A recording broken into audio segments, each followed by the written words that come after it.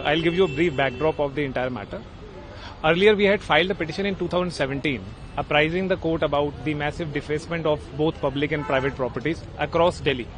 The major concern was that there was not a single place in Delhi which remained free from defacement in the DUSU elections. The deplorable part was places like buses, bus stops, private properties, metro properties were spray painted, defaced, and this ugly display of brazenness was highlighted in 2017. Despite that, there were guidelines by the Honorable Delhi High Court. So this time around, I was shocked to see the replica of what was happening in 2017. So the court was apprised with all the photographs and also was shown as to how the entire Delhi is defaced in the upcoming run for the DUSU elections, which is pending on 27th of September. The photographs was placed showing that how even the police stations, bus stops, metros, private properties, buildings were not free from defacements, and the saddest part was hoardings and stretches of road pasted laden with posters, banners, hoardings were a major threat for the public at large.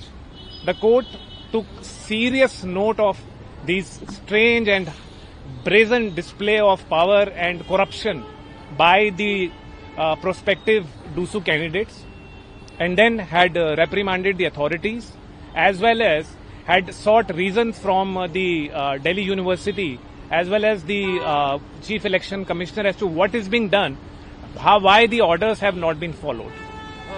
Court also remarked about the money spent by it is in the gross violation.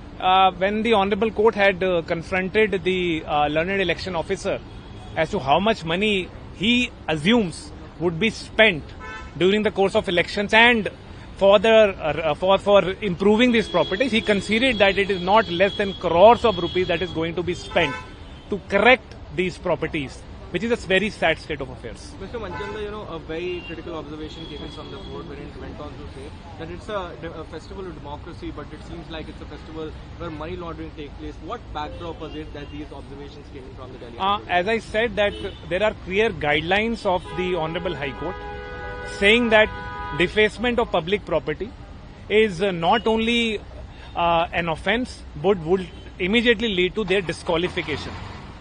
Despite that, they had to give an undertaking.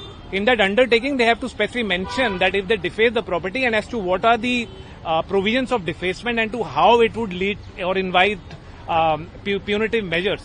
Despite that, and despite those notices being served to them, they have been openly floundering the law.